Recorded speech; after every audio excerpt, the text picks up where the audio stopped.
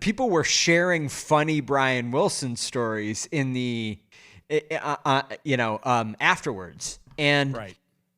And my favorite one that I read was that Don Henley came backstage, or I don't know whose show it was, but one of the two at some show, they both Don Henley and Brian Wilson were backstage, right? Okay. Probably happened more than once. And Don Henley, goes to Brian Wilson and is kind of like, says very nice things about him and whatever. But during the course of this exchange, he requests that Brian Wilson autograph an album. And I believe it was an Eagles album that he asked him to autograph. But he asked him to autograph the album to Don Henley, right? And so Brian Wilson apparently wrote on the album, Don, thanks for all the great music, Brian Wilson. And then stopped, crossed out great, and wrote good. Is that a true story? I have no idea.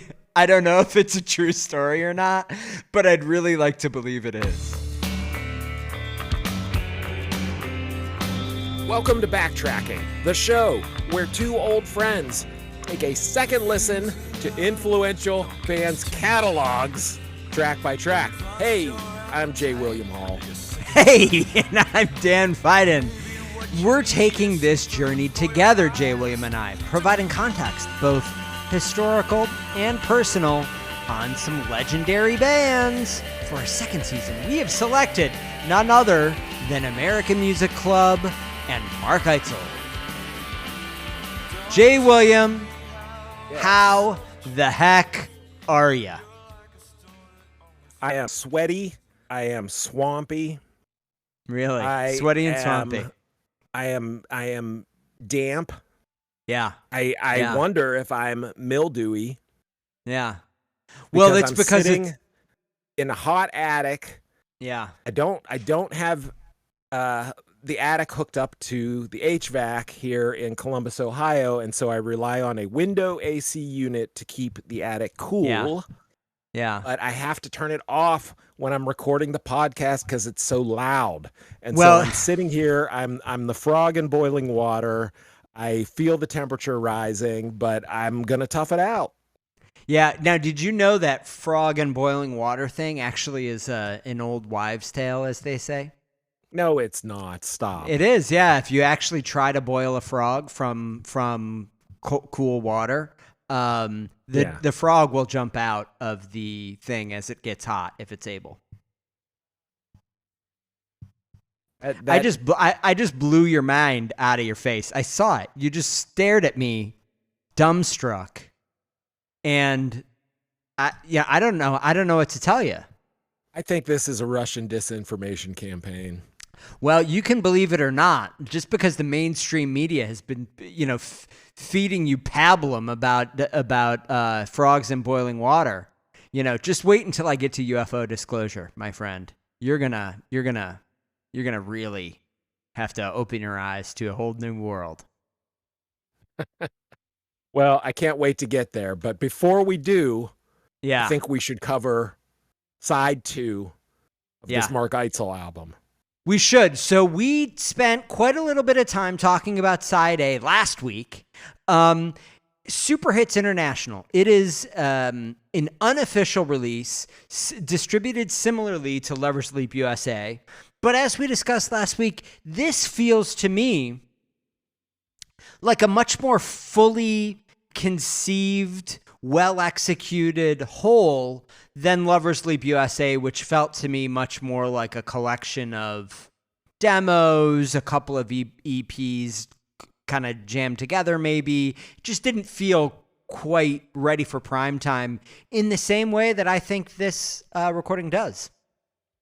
Yeah, Lover's Leap was more of a compilation. It had several different sources in terms of how and where those songs were recorded and with whom.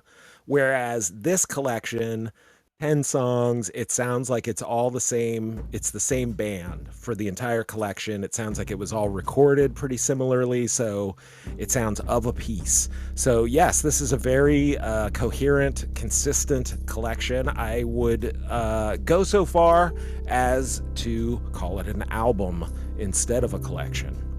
Yeah, I would agree with that. So let's not have further ado.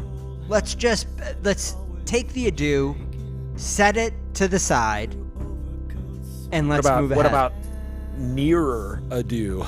Come on. All right, here we go. The track 1 on side B, it is Come In. 424. Come in.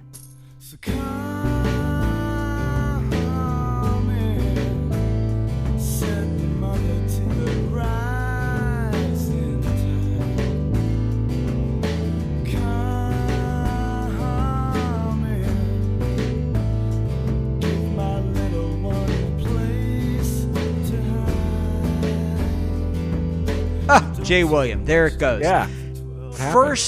The first lyrics to this chorus, I just think are so evocative. Can I share with you which ones they are? Okay, yes. I will.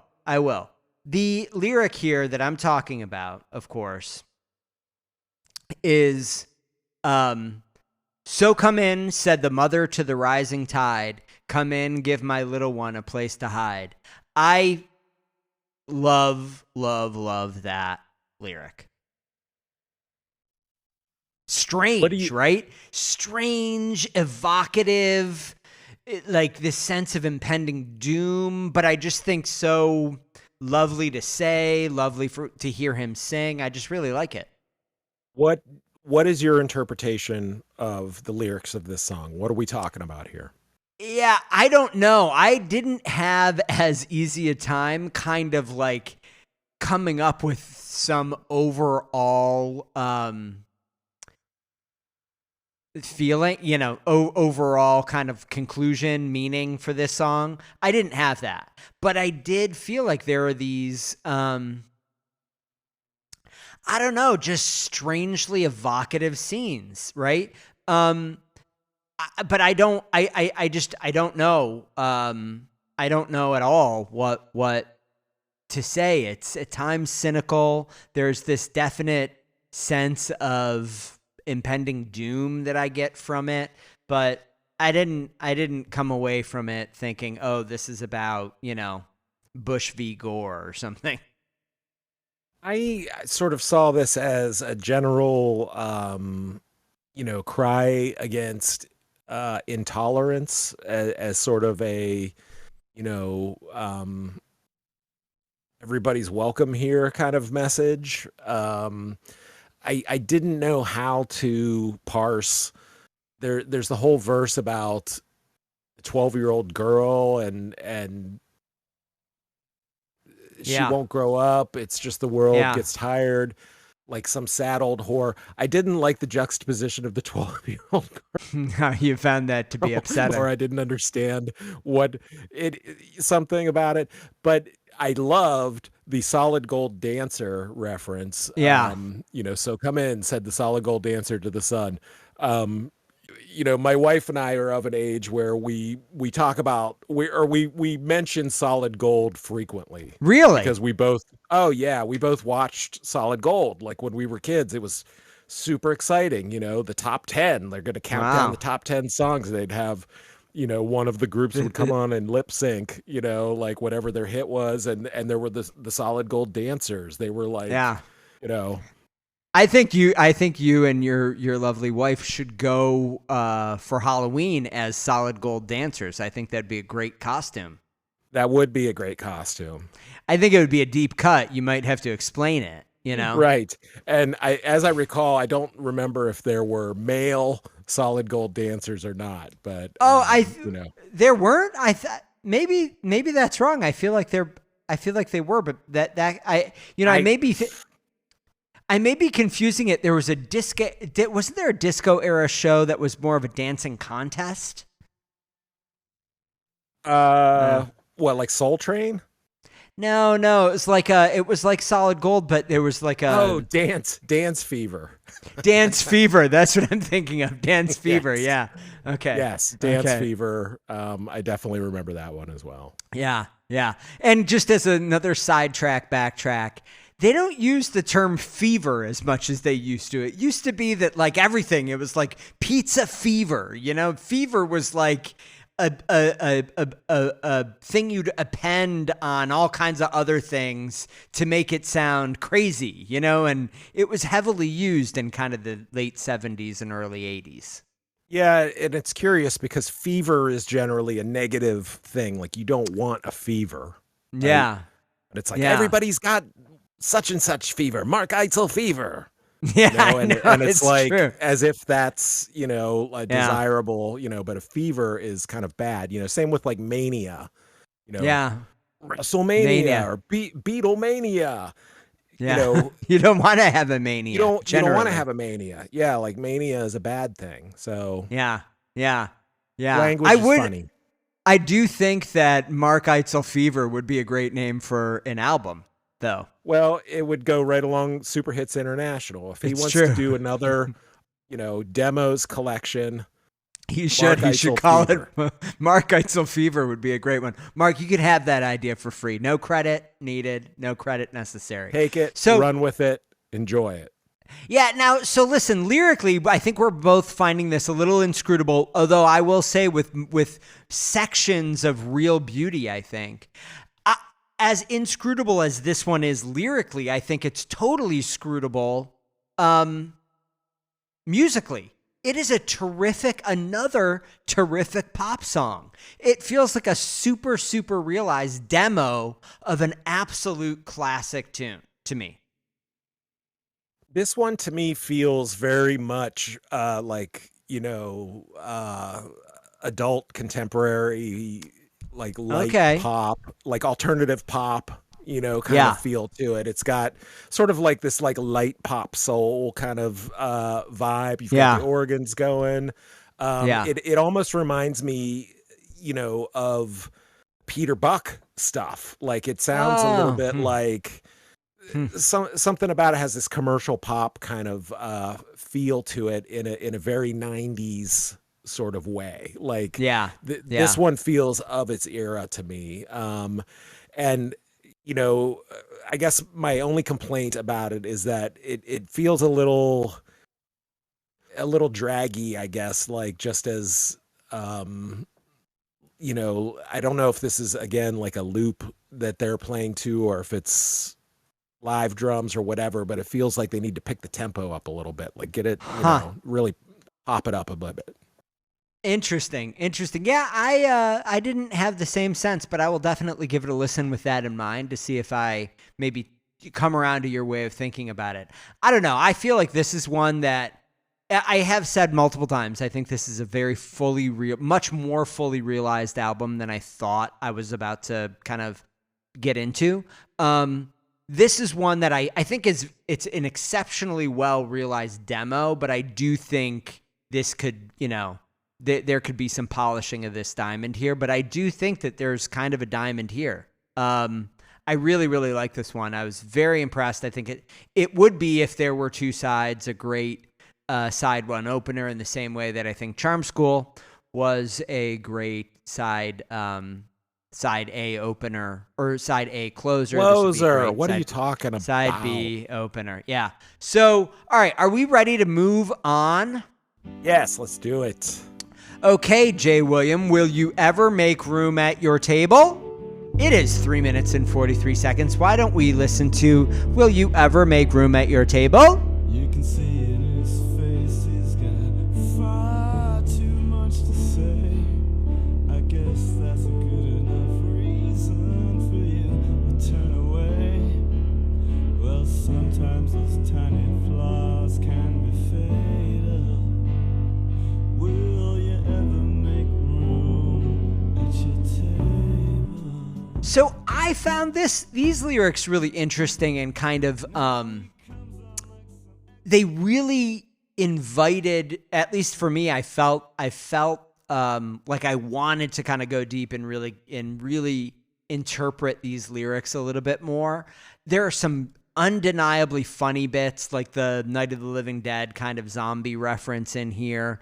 But ultimately where I landed on this song is it felt to me like a plea for reconciliation from Eitzel to someone. And I got a sense that I cannot attribute to any one lyric in here, that it might have been family, right?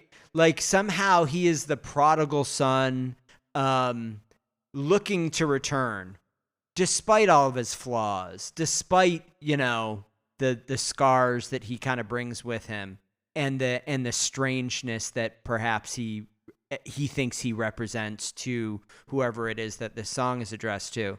I feel like this is an outstretched hand. So I agree with you that I think it's an outstretched hand. I viewed this as a more political, like overtly political song. I viewed this as a a call for tolerance, a call for dialogue, for understanding, for trying to sit down with people that you disagree with or that you see things differently from. But it's definitely he's saying, I'm ready to do this. Like the climactic part of the song is he says, I'm ready, I'm willing, I'm able, and he goes way up and hits the big high note. And but that, like, the whoever it is that he's speaking to on the other side is stubbornly refusing to do that. That's how I saw it. Yeah. Listen, definitely, I can completely see how you might take that from these lyrics. For me, it felt a bit more personal. Maybe it's both, right? But I felt like these perhaps overly dramatic, and like in some ways grotesque descriptions of the person, right? Of the person who is kind of like wanting to come to the proverbial table here. I felt like those were kind of tragicomic exaggerations of how Eitzel sees himself. I don't know that that's true, but that was just the sense that I got. In any case, I think that this is not a song without edge, but mostly I think it is a very sweet sentiment. So while I do think that up to this point in the album, there's quite a bit of, political anger, and a sense of division. It is simultaneously a somehow more positive and sweeter collection of songs than many that we've seen in the past from Eitzel. Does that make sense to you? I just feel like the personal emotion level of this album is somehow less tragic and bitter than some of the songs that you hear from Eitzel elsewhere in his catalog. There's a sense of positivity and like personal love and optimism here, despite the political stuff that I feel like is a little bit new or uncharacteristic. Well, I mean, this is definitely a call for reconciliation. This is like, let's make peace kind of thing. Whether it's personal or whether it's bigger than that.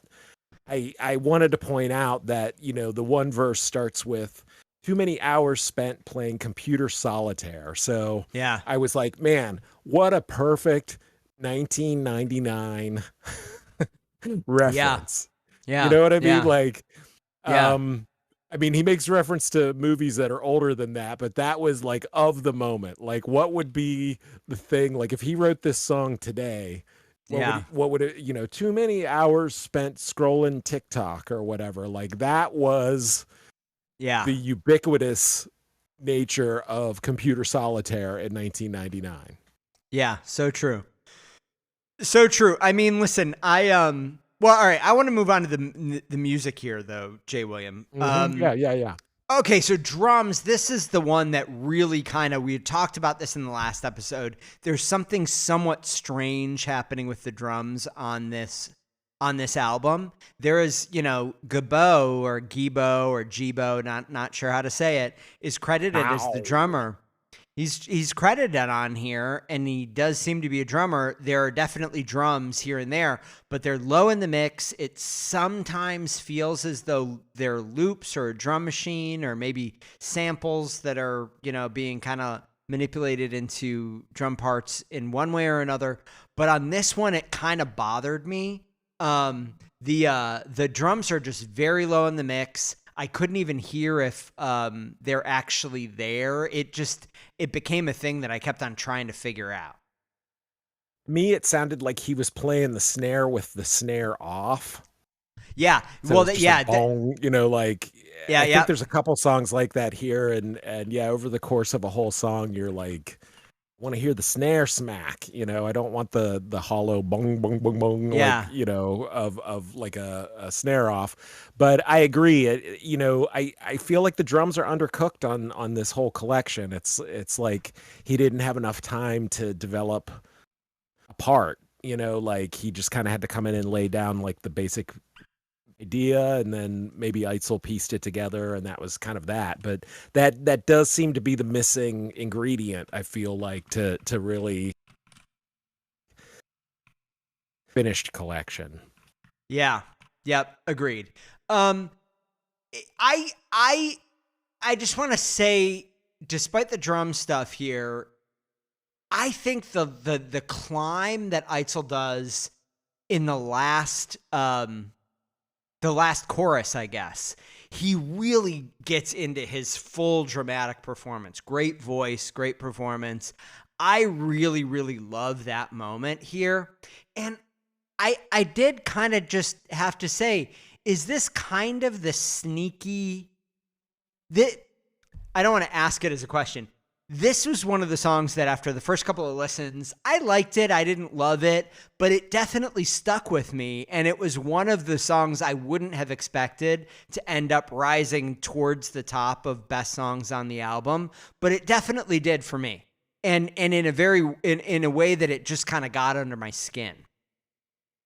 That actually describes my journey with it almost exactly. Like Really? on first listen. Yeah, because I've always had this theory that the second track on side B is always the weakest track on an album. Yeah. Because that's where the artist like stashes their kind of weakest song. But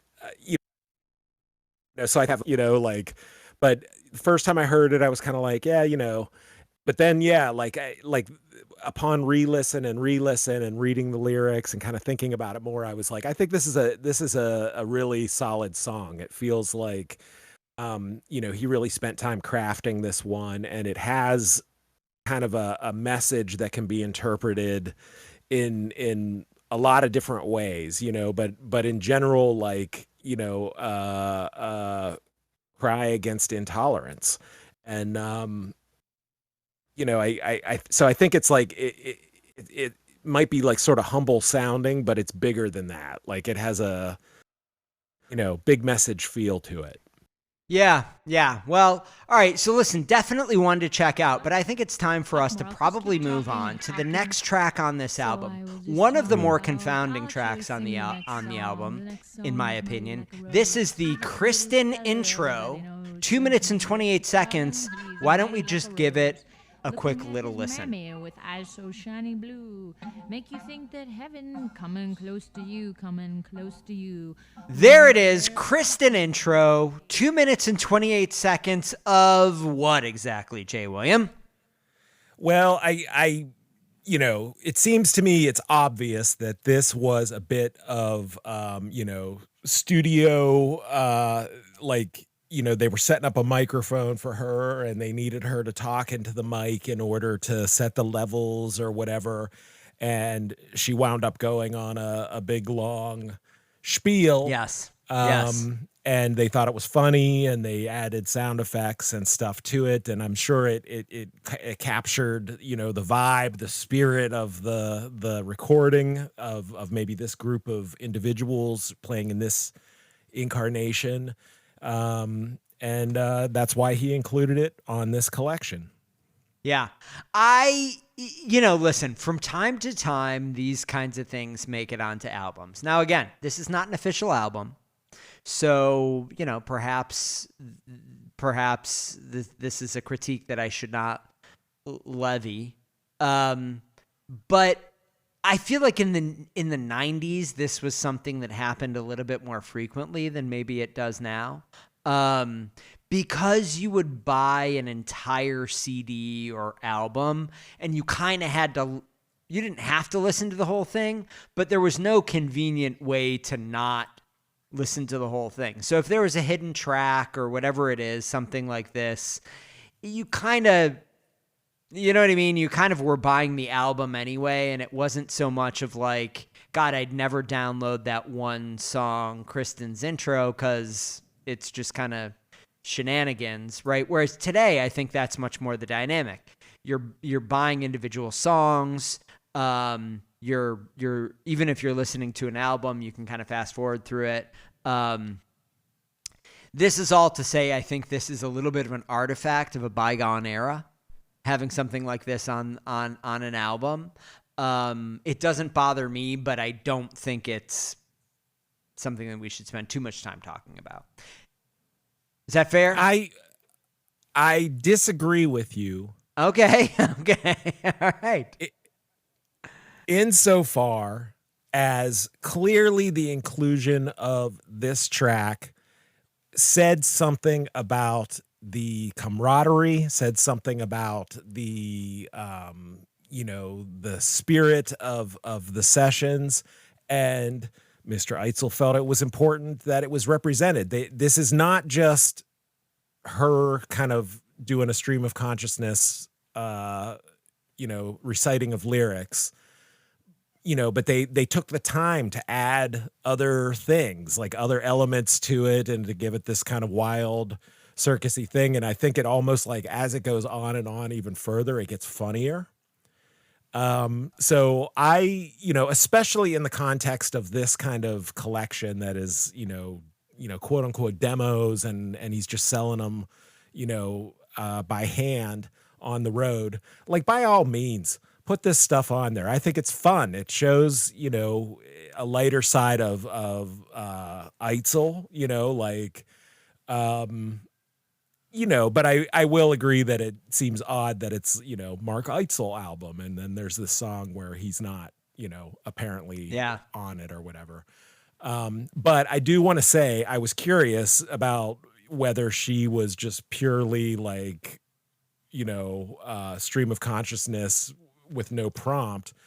But I Googled some of the lines that she said, and the one I recognized, it was Barry Manilow's Mandy, but yes. The other one was this very old song called Mighty Like a Rose. It's from like 1901. So, and apparently it was like a popular kind of song for like beginner piano students to learn. Oh, really? And so I thought it was just interesting that that's what popped into her head when she was on the mic and they needed her to say something like, so this is all the further I researched into it. Yeah, it's funny so I did not know that. I'm glad that you went the extra mile to dig that one out. I of course recognized the snippet of lyrics from Mandy, and you know what popped into my head? Totally personal history here. How many questions do you think were written for You Don't Know Jack over the years about the song Mandy? Probably more than one. Oh my God. A lot, right? That was an iconic song of the 70s, like you could not have been born in, the early to mid 1970s and not have heard that song 100,000 times, Yeah, and the and the fact that it was written about his dog, I think always invited the kind of snarky quasi comedy that the writers of You Don't Know Jack seem to specialize in. See, I didn't know that was written about his dog. Yeah, it's written about his dog. It's written about his dog. I had no idea. I thought it was a heartfelt ode to a woman named Mandy. No. I mean, it is a heartfelt ode to his dog, Mandy, that was on the occasion of the dog being put down, I believe. Yeah. Well, then, the heartbreak is real. The heartbreak is real. I have to go back and brush up on some of that trivia. But that is the truth about Mandy. So the last thing I'm going to say before we move on from this one is it does flow seamlessly without kind of a break into the next song, Liberace and His Relationship to the 20th Century. Right. And so I think the title of it, Kristin Intro, almost makes me wonder whether Eitzel viewed it as kind of an introduction to that Liberace, the next song. And that's why it just cuts straight into it. And it does almost work as like an introduction to it. It is a 2 minute and 28 second introduction to the next song, which is 2 minutes and 53 seconds. So it's a hefty introduction for a relatively brief song that we're going to cover. Right. But I think we're now going to cover that song. It is Liberace and His Relationship to the 20th Century. Let's give it a listen. Oh, the gracious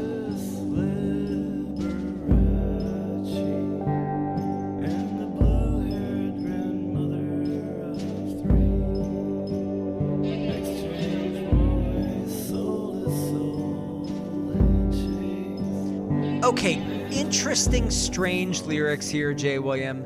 It is just, in my opinion, describing a strange scene between Liberace and an older woman fan. Do you? Well, on the surface, yes. Absolutely. Yes, okay. It sounds, the song describes a situation in which Liberace sort of meets this older woman fan, and then they become like a couple. And but there's one line. Wait, they become a couple? Yeah, or they cohabitate anyway. They do? How do you? Where do you read that? Listen, second verse. Second verse. I don't push back on you very often here, Jay William, but I think that you have gone too far now. This is plain as effing day. Here we go.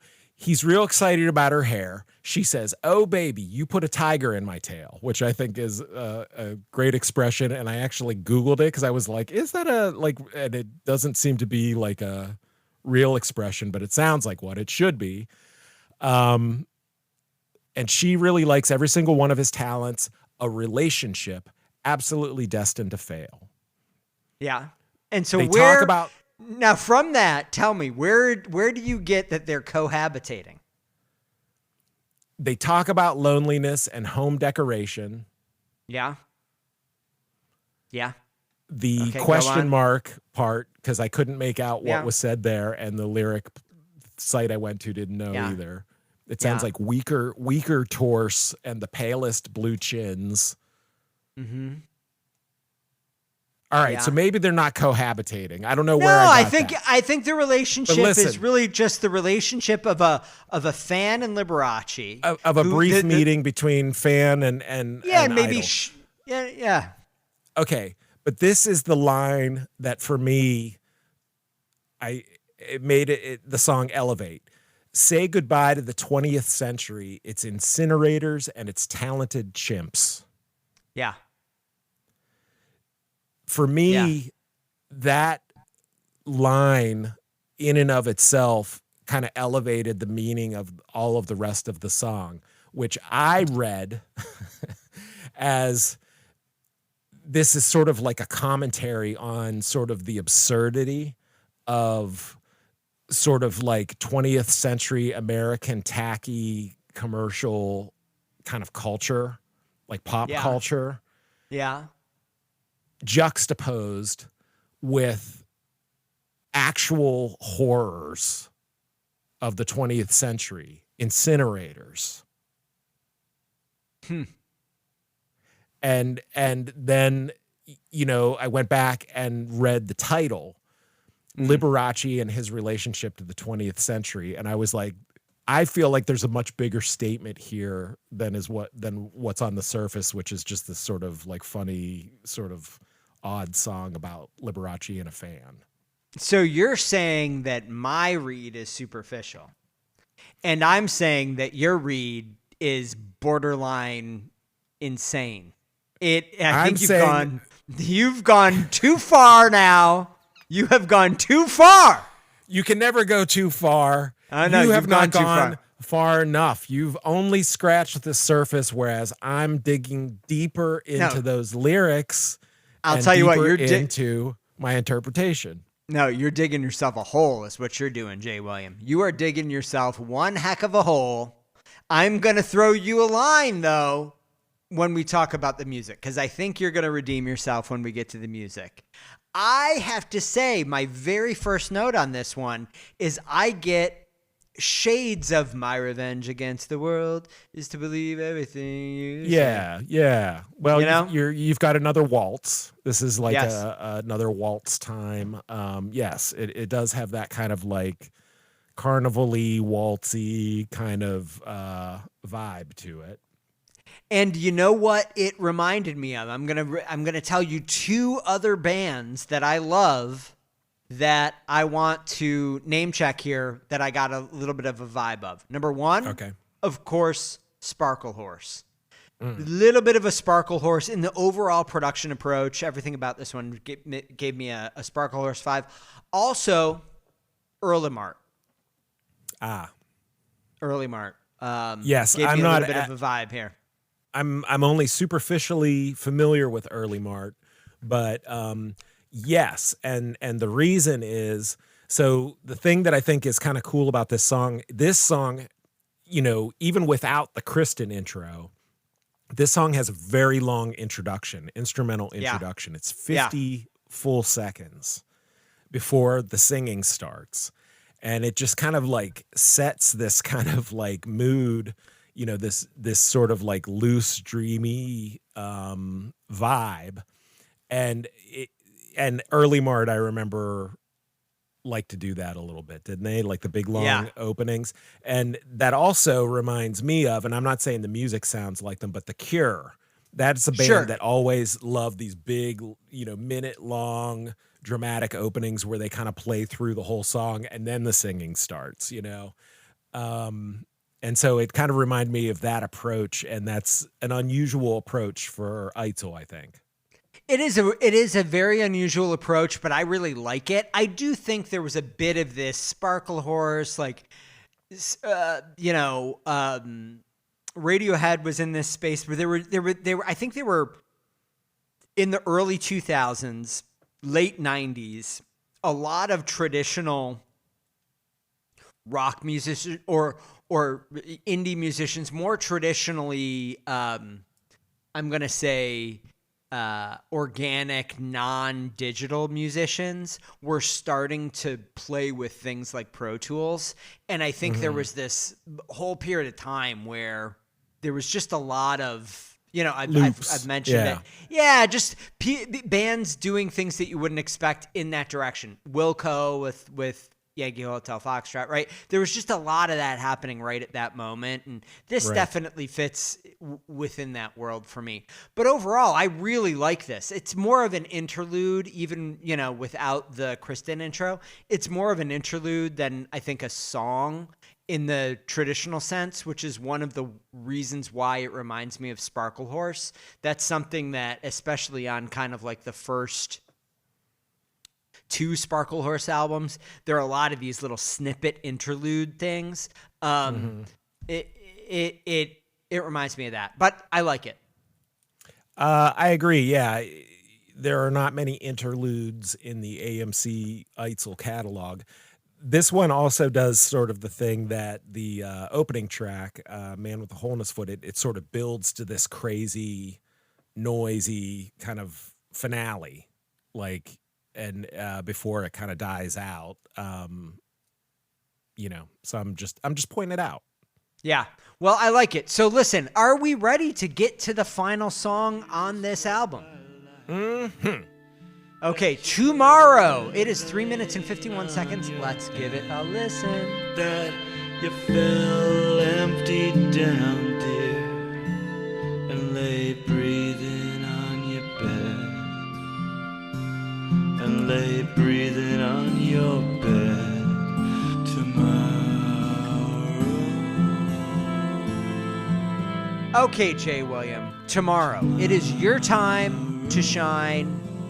Please don't go as crazy as you did with those lyrics, the Liberace lyrics. I think that was too far. Let's see if you can kind of keep it a little bit more realistic this time. Let's go.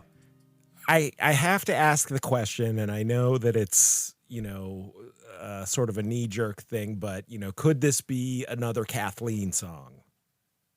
Oh, gosh. Okay, go on. I didn't get that sense, but please tell me.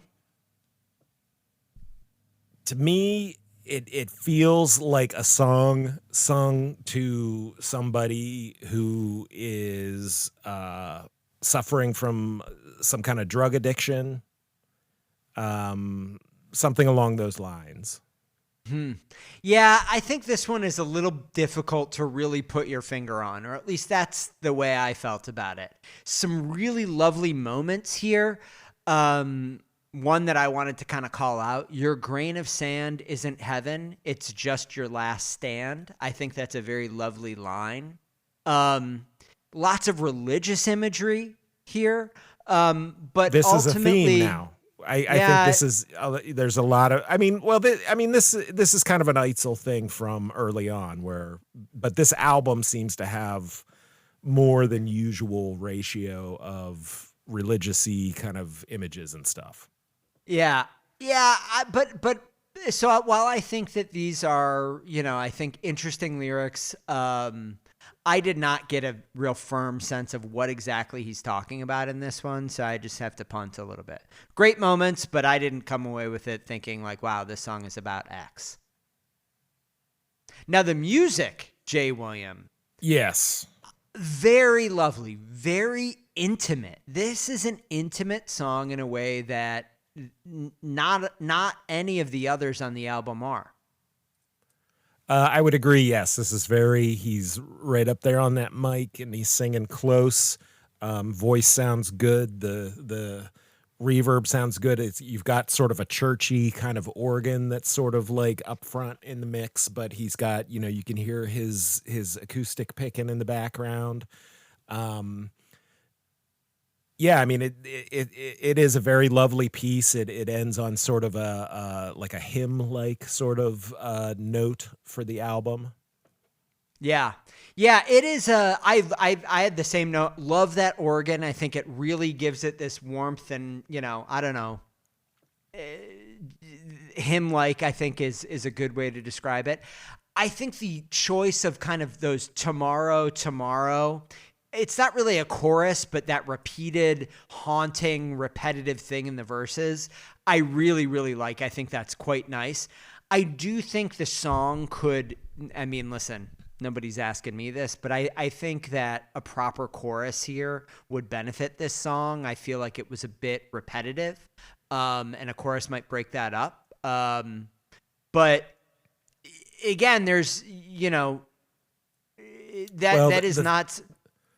Go ahead. I mean, the thing, you got to keep in mind, again, demos, and this one especially, you can tell because as the song is fading out at the end, you hear him say, thank you. And you can tell that it's like he's saying it to the engineer, like basically like, oh, I'm done now. But it works so great as the final song on the album. And he says that, and it sounds like he's bidding, whoever's listening to the album, like he's just like, thanks, right at the end. And, I just thought that was that's cool that he left that in there, Yeah. It's a very organic kind of DIY flourish, but very nice. Yeah, I think this is another really, really good song. Tons of potential here. Not as realized as some of the others on the album, but I think it's a strong, strong closer. Anything else you want to add, or is it time, Jay William, for us to get into that moment in the show? I think drives everyone crazy. We must go where we are expected to go. We must hit those beats. Let's go. Let's hit the beats. Let's drop the beats, as they say. So, Jay William, there is a thing that you need to do every time, official LP or an unofficial collection. You need to select the worst song on the album. And I need for you to do that now. Please share it with us right now. All right. So I think we need to establish up front, I'm going to call it Kristin Intro doesn't count. Okay. That was a question for me. You've cleared it up. I appreciate you doing that. Even though I defended its inclusion on this collection, I think it's unfair to include it on an equal sort of standing as the 9 other tracks on this album. So yes. Having said that, yes, for me, it comes down between 2 songs. The one song that I considered as possibly my least favorite was Come In. Yeah. Okay. But the song that I'm going to name declaratively as my least favorite is Highway 40, which might surprise you. Wow, it does surprise me. It's the wrong answer, of course, and I'm surprised you selected it. So go ahead and defend your choice. I really like the lyrics of the song. There's something musically about this song that I felt a little maybe samey or like, and again, like we said, like a lot of these songs do feel like they're not quite like fully developed. Like there may have been a little more, special sauce that could have made the song feel more dynamic, but it felt like a little kind of like, I don't know, maybe it felt a little like it went on long or whatever. But that was my personal least favorite song on this collection. Yeah. Well, listen, I think it's an interesting selection. Not without merit. It is defensible. It is wrong, but it is defensible. I will share with you the correct answer for the worst song on the album. It is The Man with the Hole in His Foot. It just is an uncharacteristic song of this album. It doesn't come together in quite the way that one would want it to. I find it to be a little bit forgettable relative to the rest of the songs on the album. No. Nay. Yeah, it's the worst. Nay. I disagree with that assessment. Okay, well, that's fine. All right, we'll let the record state that. We will have the stenographer note that. Okay, so the best song. Here is the moment, Jay William. It's your time. This is the Olympics for backtrackers. You're stepping up. Okay, so this is the Olympics, and imagine that this is the 400-meter run, one time around the big track, okay? So for 3/4 of the race, until the final home stretch, I was confident that I was going to choose Charm School as the best song on this album. But sneaking from the back of the pack, the song that we already mentioned was one that neither of us really gave much props to on first listen. But then on subsequent listens, it burst ahead with blazing speed. It's Will You Ever Make Room at Your Table?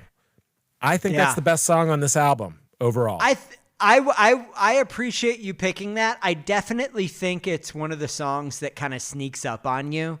It gets under your skin. It's memorable, but on first, you got to commit to it. If you just listen to this album one time through, you may not appreciate what's great about that song. But with repeated listens, it definitely grows on you.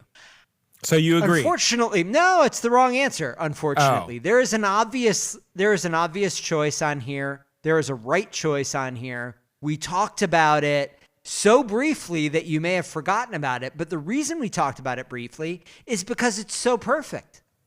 We just did not have that much to say other than, gosh, what a gem this is. That song, it's Hold Me.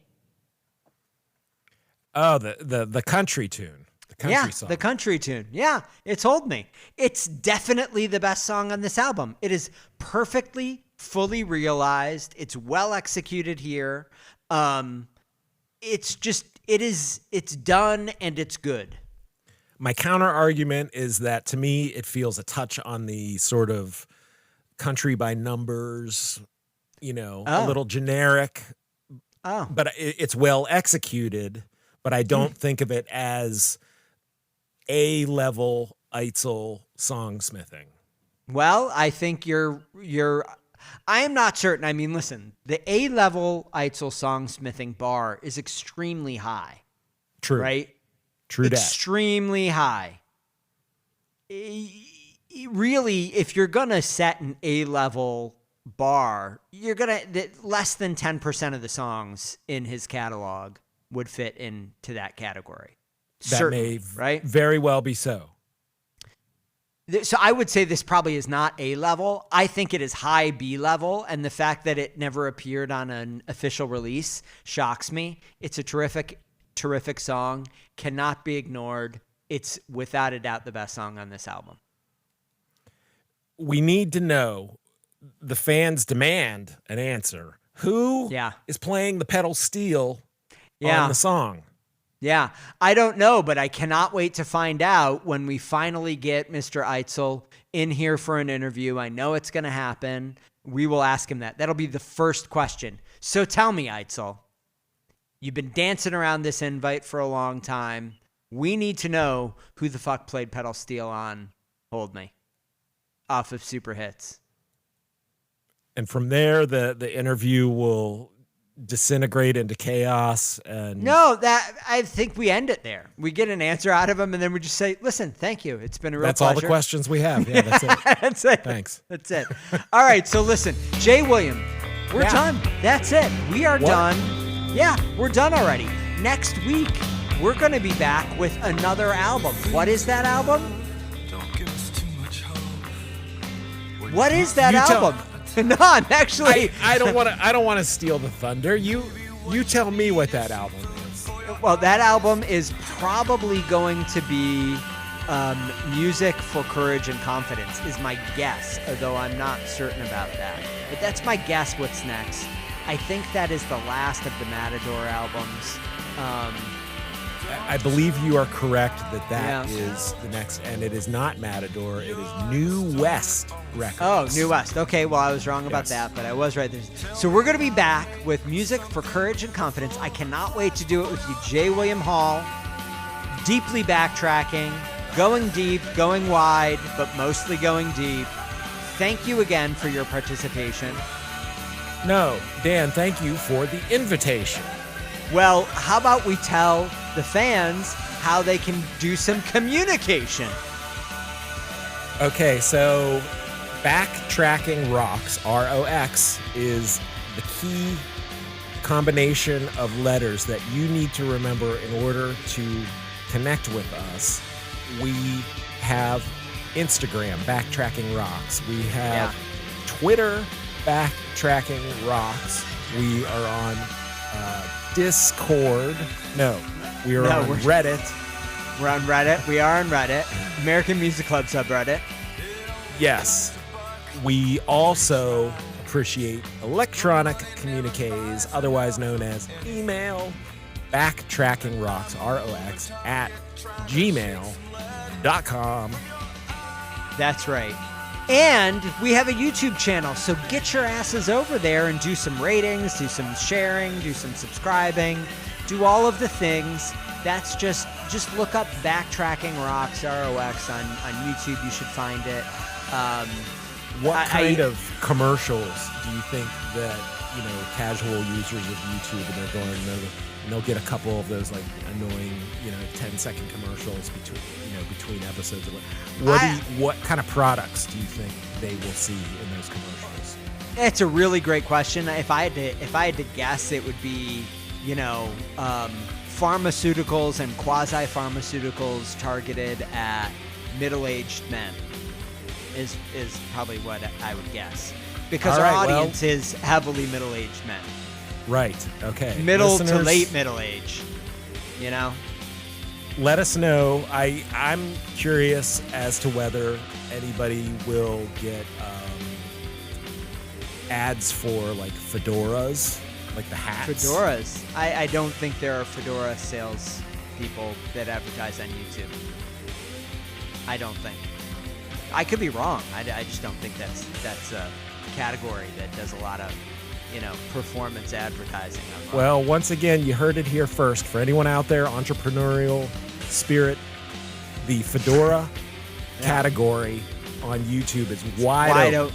Get in there, sell those fedoras. You're going to sell one to every Mark Eitzel American Music Club fan. I guarantee it. Fedora? I hardly know her. Right? Am I right about that one? All right, so the YouTube... All right, so the YouTube, you got all the information. We'll be back next week. Jay William, thank you. Hey, thank you. Bye. Bye.